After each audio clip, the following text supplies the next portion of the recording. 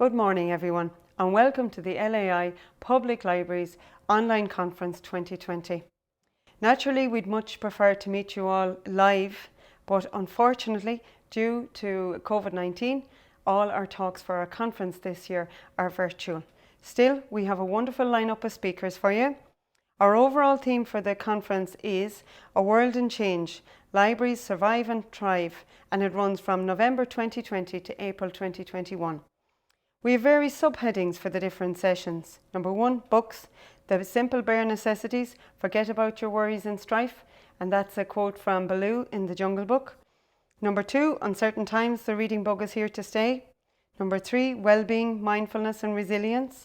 Number 4, shared reading in digital land. And number 5, the ever popular My Life in Books panel. I'm delighted to introduce our guests for this session, Jane Davis and Patricia Ford.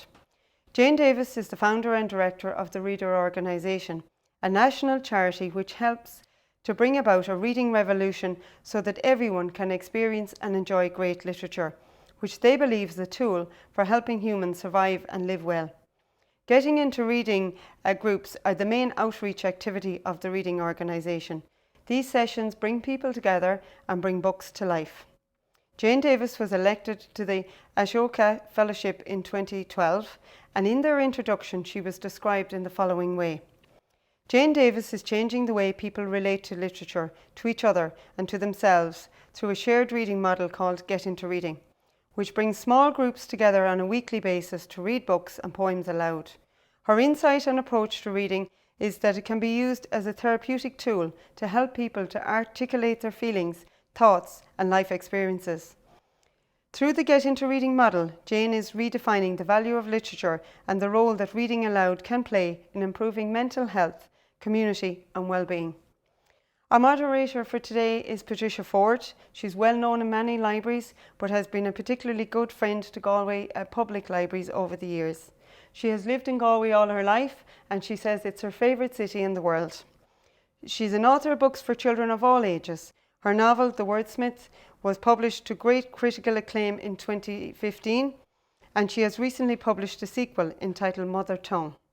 Her many books for younger children include Bumpfizzle, The Best on Planet Earth, which was chosen as the Dublin UNESCO Citywide Read in 2019. To the Island, a picture book especially commissioned by Galway 2020 European Capital of Culture for all children who started in school in Galway in 2020. A former director of Galway International Arts Festival, she is currently chairperson of Children's Books Ireland. Please enjoy Jane Davis in discussion with Patricia Ford.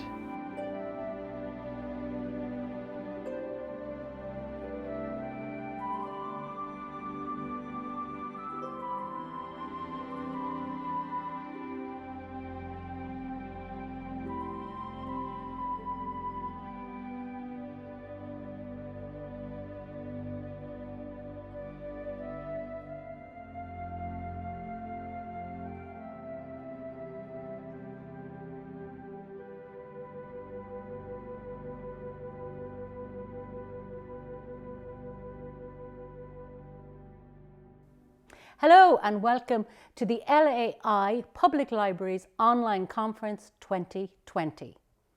Well, my guest today is the wonderful Jane Davis, who is the director of a charity called The Reader, whose aim is to bring books to all those who need them. Jane, hello and welcome. Hi, it's lovely to see you. And lovely to see you too. Where are you? I'm in my sitting room at home at West Kirby, which is a little seaside town in the northwest of England. And I've been here more or less in this very spot since March. So you're getting tired of it by now. And Jane, is that where you're from originally, or where does your story begin? It does actually begin in Wirral, which is where West Kirby is, but further down the coast towards Chester. I was a kid in a little coal mining town called Neston, and then my parents were people who were moving every 5 minutes. So I've lived in hundreds of places as a child and went to about 16 different schools and left school with, a very patchy education. And What then was that I spent like, most of my Jane? life in Liverpool. What was it like as an experience as a small child, all that moving around and changing school and friends and everything? I think it was always unsettling, but on the other hand, I think it made me really good at just being able to walk into a room and think, hey, who's going to be my friend here? Yeah. And so I'm pretty outgoing in public life. And I think it made me very adaptable. I'm pretty good at sort of finding myself somewhere and thinking, right, I've got to do something here. What is it? Yeah, it's almost anything, isn't it, in childhood? That's tough. At least it makes you a bit more resilient. But it wasn't good for learning my times tables. Uh-huh. I Continuity just would have been really poor. regret that. And I still think, oh, if only I'd learned them. And if you had got a school report, Jane, when you were 10, what would it have said about you?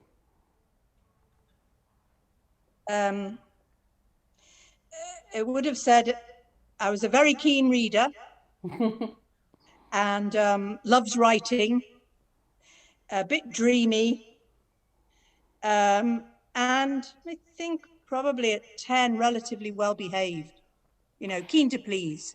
And Jane, what do you remember about your first altercation with books? What were the first books in your life that you remember?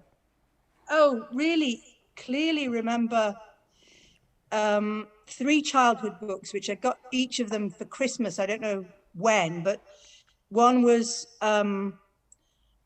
Tales from the Arabian Nights, which was a sort of hardback, adult-sized book, not a big picture book, but it had little black and white drawings in it, and it had a terrible smell. It was a very cheap print, and it smelt as if it would make you, go into a drugged state.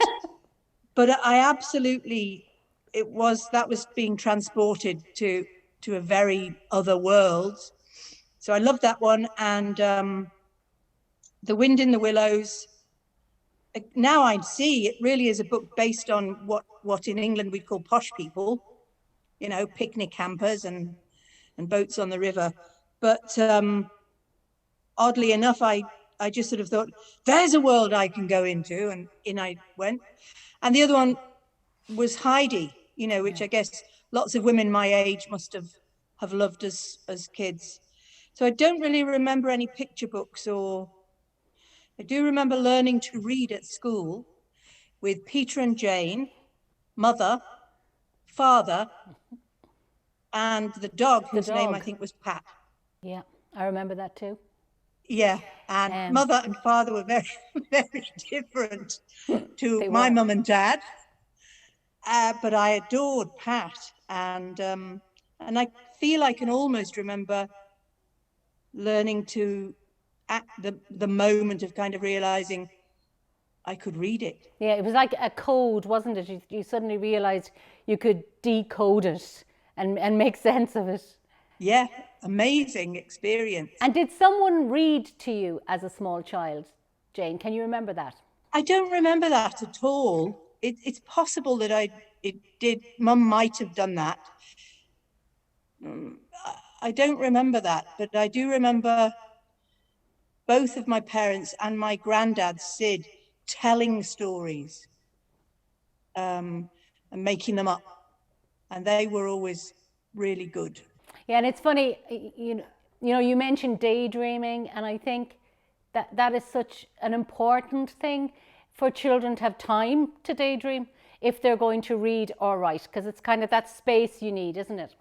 Yeah, that's right. And I think that's one of the things I worry about now, is how to preserve that space for children who have, as we do in the West, plenty of stuff coming at us from screens and other things, gaming, which I'm not against any of that. And I think a lot of it is good, but it takes up a lot of time. I mean, and it does for me, and I'm already a keen reader. Yeah. So I worry about that for children. When we were children, very often my generation read out of boredom. There was very little else to do, so we read.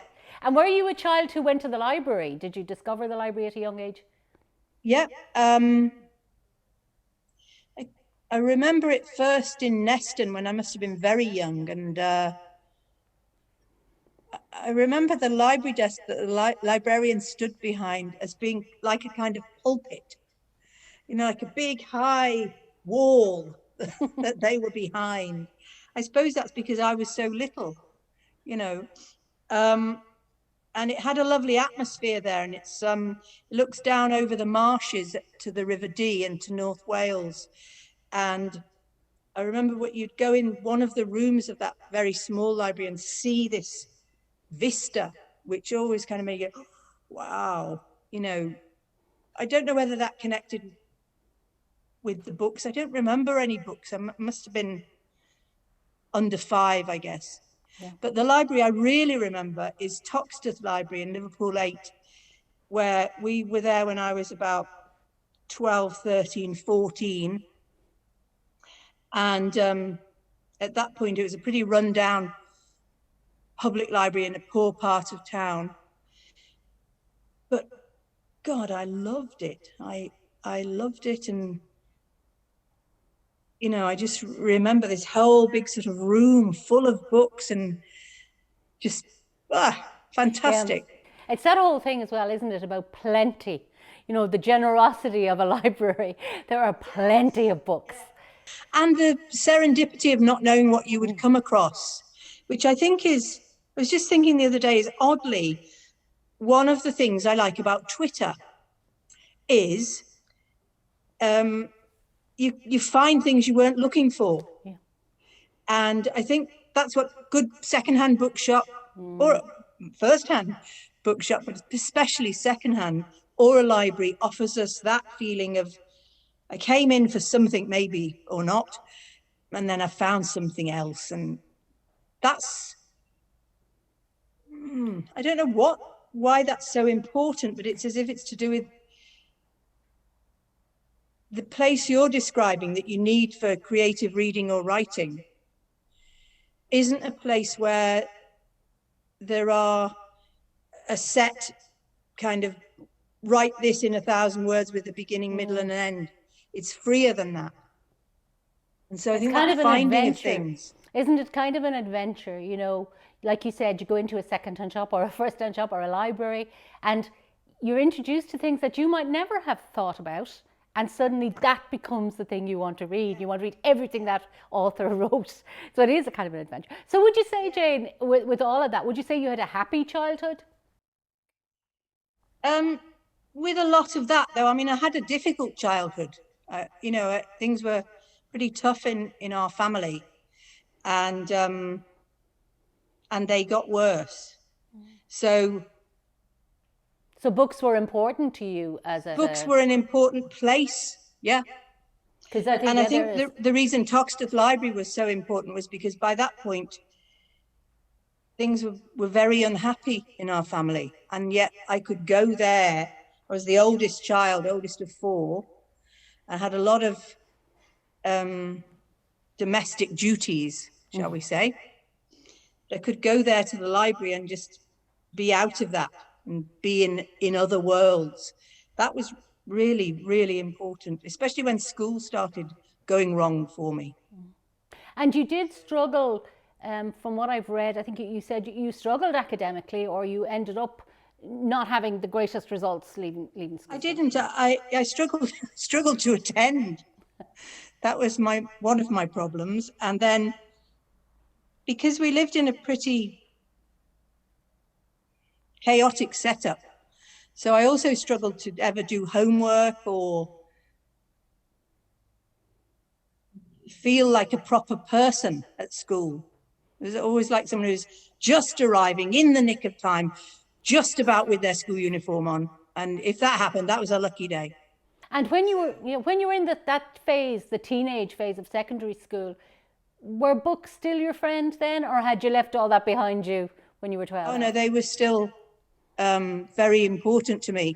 And I mean, I had other more dangerous friends by then, like drink, by the time I was 15, I would say, had become a good friend, and dangerous characters in real life. But books were still fantastically important to me. So I read loads and loads of, I don't know, thrillers and things like that, and things like The Godfather and cheap paperbacks that were everywhere. And great escapism. I also read things like, you know, Samuel Beckett, and went round all the time with a copy of Happy Days in my rucksack. Wow. And would read it to people to give them a flavour of another happy day.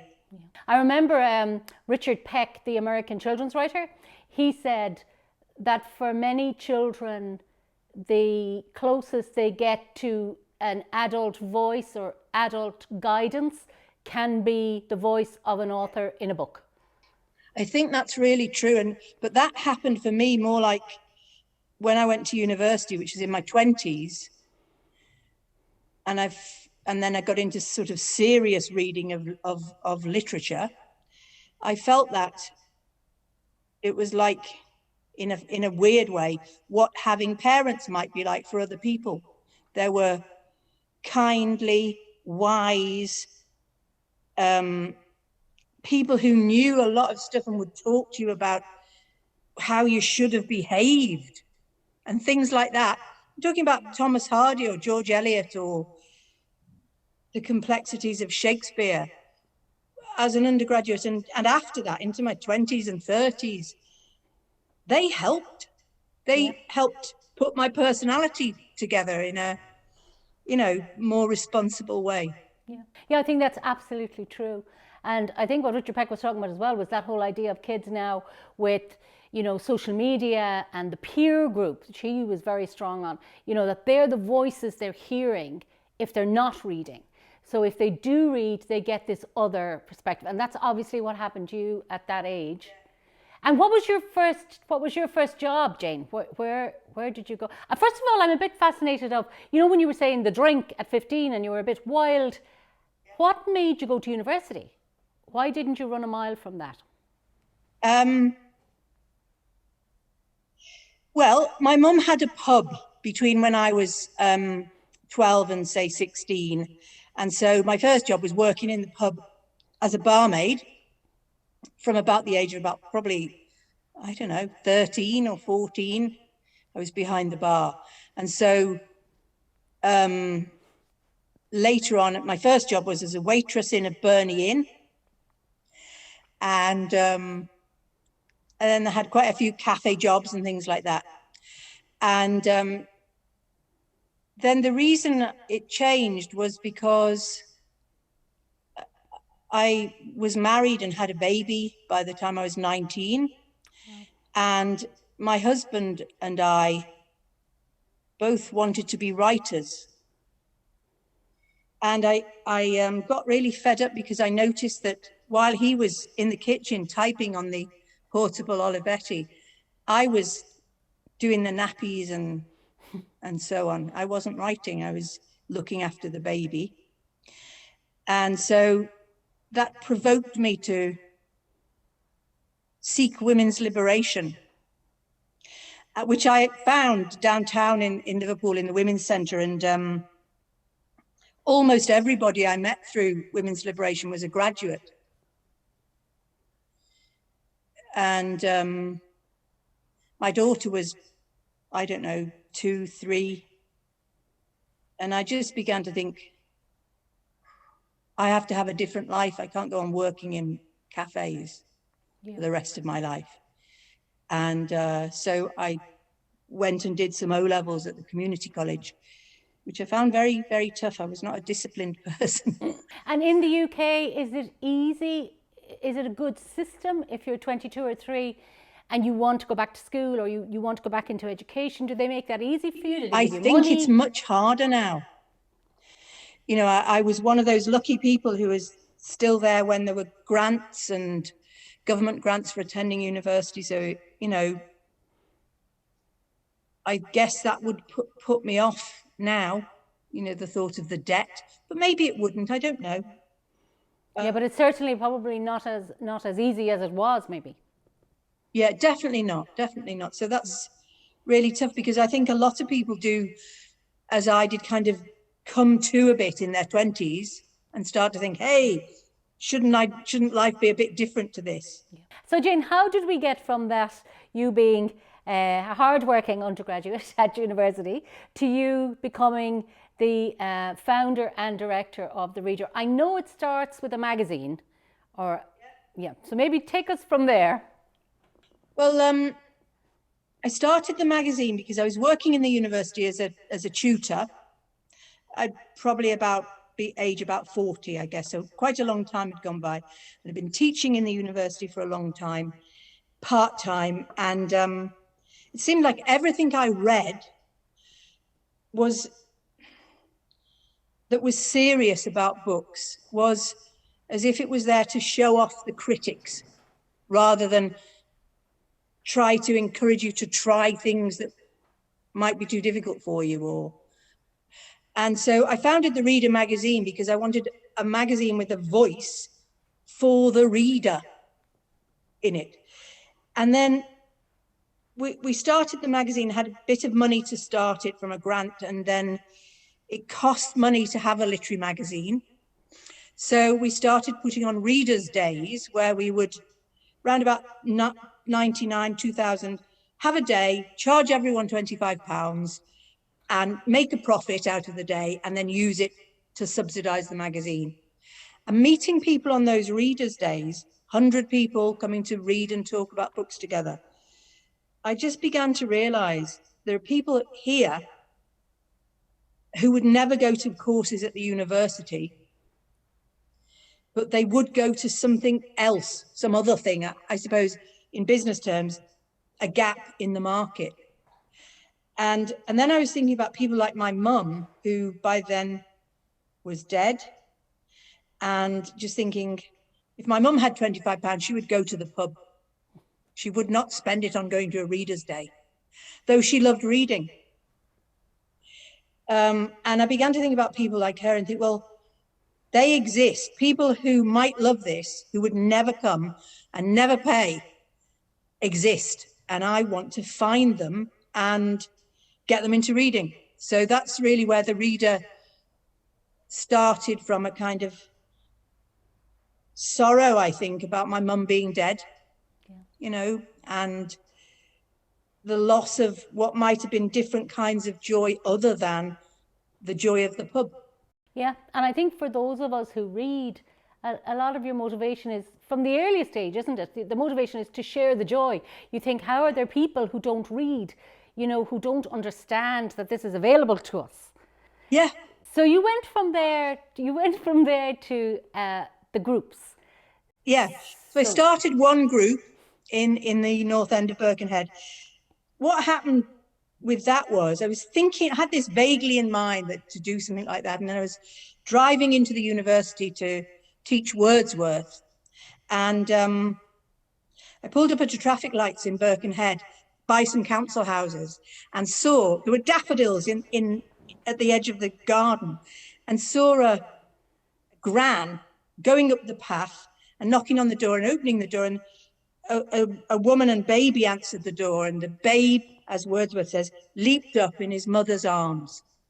And the line came into my mind, and then I thought, that baby growing up in the north end of Birkenhead, he will never have the experience I've just had of a line of poetry coming into your mind as the moment happens, and he won't get a good education, and he will never learn to love literature.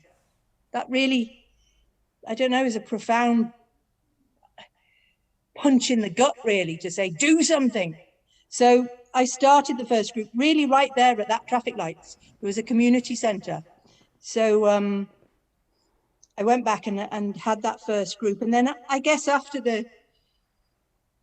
a few months of that, realised, this is something. And Jane, how were you advertising that group? Were you saying, come to a group and we'll talk about books, or I will read to you? What was the carrot? I I had a picture of a woman deeply reading a book in what looked like a public library, and the headline said, "Get into reading." And then when I got there in the room, there were some people who'd come because they couldn't read. And community workers, someone in a GP surgery, an outreach person from a college had got a few people together. And when I realized 2 of them really were not literate, 6 people, 2 not literate, 1 had never read anything, was literate, but never read anything. I just thought, oh, well, I'll just read it out loud, as the barmaid came to life in me, and immediately thought, I've got this little bunch of people, I've got to make them happy. I'll read it out loud. And so what kind of things did you read to them in those early days? What were the kind of first things you put your hand on? The first thing in that first session was a short story by Russell Hoban, who you might know as a children's writer. Do you remember? I do. The Mouse and His Child is a great novel of his for chapter book children, and others. Lovely. What were they called? That little bear girl. Can't remember anyway. He had a whole series. So he was largely a children's writer, but he'd also written some adult stories and a few novels. And there was a story about a writer who was stuck, who was blocked, who went out and went for a walk and went to the British Museum and kind of got the spirit of a Chinese black lion and engaged with it. So it was just, it's a good story about being stuck, not just if you're a writer, but if you're any kind of person. Yeah. And how guilt can kind of tie you down if you're not careful. And I just thought, I'll take that because it's a good story and most adults will recognize it in some way. And I also took a poem that was from Tennyson. It was Crossing the Bar. And I just thought, I'll start with one and see how it goes, and etc. So we read the story, I think, over 2 or 3 sessions because it was long. And I'd say you were a great reader, a read aloud person. Your face and your voice and everything. Yeah. Is that a big part of it, Jane? Is that really important? I think it is important, except what's interesting is over time, it's also very moving when people aren't good readers. So if people want to take a turn at reading, for example, in that group, there was a woman who didn't read or hardly speak very much for nearly a year. And she said to me, a long way in, I read to my little boy now, just like you read to us here. And I thought that was fantastic that she was a foster parent, actually, and that she had not been able to do that through shyness or fear of doing it wrong or whatever it was, but now she was. And then after she'd said that in the group, she then, a little while later, volunteered to read. And so she wasn't a wonderful reader, but the very fact that everyone in the group know, wow, this is a big deal for her, meant that it's like people were hanging on her every word. And I think that often happens. So you get a kind of, it's like a force field of, I'll call it love, between people in the group who, so if the reader isn't very good, it doesn't finally seem to matter because everybody's kind of going, go on. There's something so emotional, isn't there, about the human voice telling a story, whatever way they do it, that draws you in. Yes, that's right. And the sense of witnessing someone's triumph over silence or insecurity or whatever it is also very moving. And that thing you said about, you know, that woman who said, I read to my little boy now. I think that's another huge problem for parents who don't read. Then there'll be more children who don't read very often, because it happens often in the home is the first kind of step towards making a reader. And I know a colleague said to me once that she was working in a special project with parents of preschool children. And she said one of the young women had said to her, oh, I just wouldn't read to him because he might think my voice was funny. Yeah. And then you think, oh, you poor devil, you. So sad. And Jane, how did you go from that? Now you have one group. How does that become a charity with loads of groups and lots of things happening? Well, it wasn't planned, I can tell you that.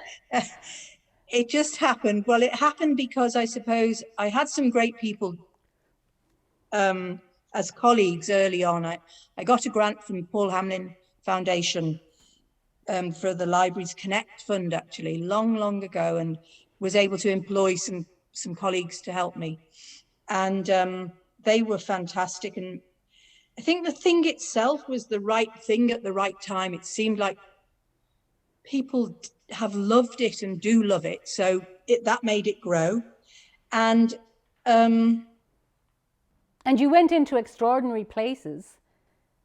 Yeah, and we still do. I mean, one of the great things we've done during lockdown is we had a partnership with Crisis, the homelessness charity, and they were looking after people during the first lockdown who were London homeless people living on the streets, who were put into all the travel lodges and etc. during that first lockdown under very constrained conditions.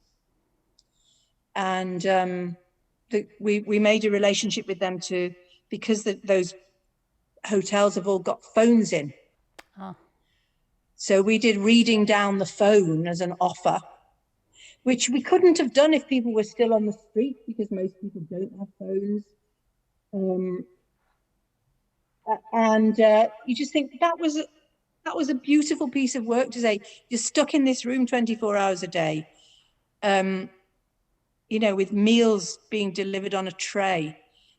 It's a grim few months for people who, you might think it's better than being on the streets, but you know, on the streets people had what they were used to,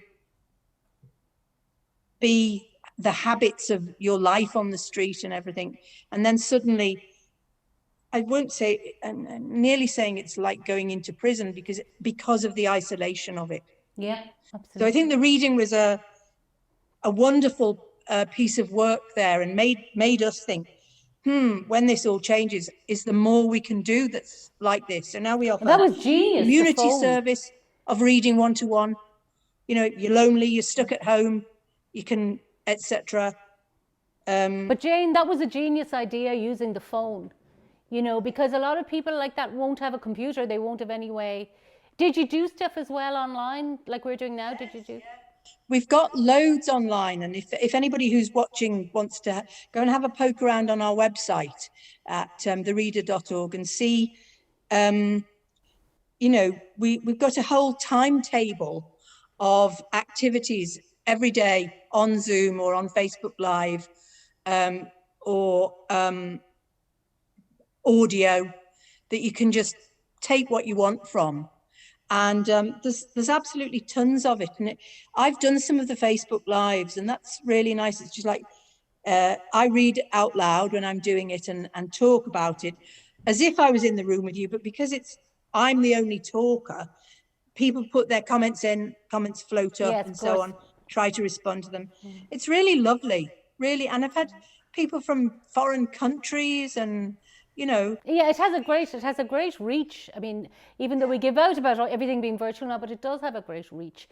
And Jane, what's the most, what kind of things do you remember about how reading aloud really affected somebody or helped to change their life? When you look back on all those things you've done, are there individuals you remember? the biggest common factor everybody shares is something to do with what people call in evaluation or research confidence. But I'm not sure what that really is, because it seems very, very complicated. But I've got a case story here which I thought I might share with you. Thank you, that'd be great. If I haven't closed it down, which I probably have.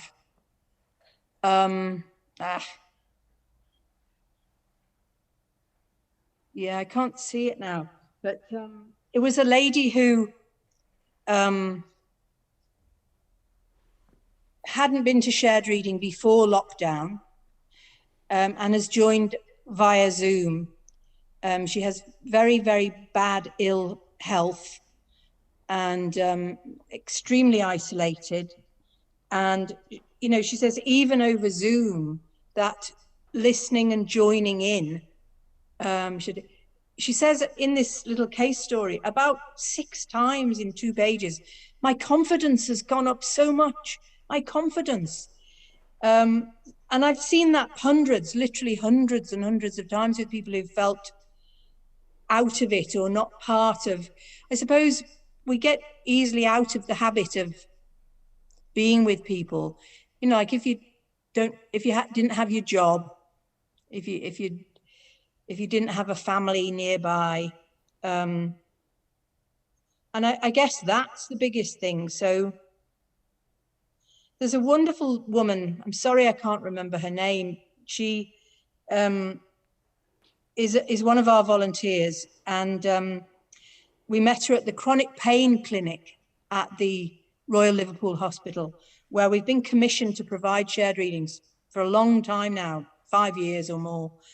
And so if you go there and see a consultant, they will offer you various things, but they'll also say, do you know, we have a shared reading group here, and it's really an excellent way of helping to manage pain.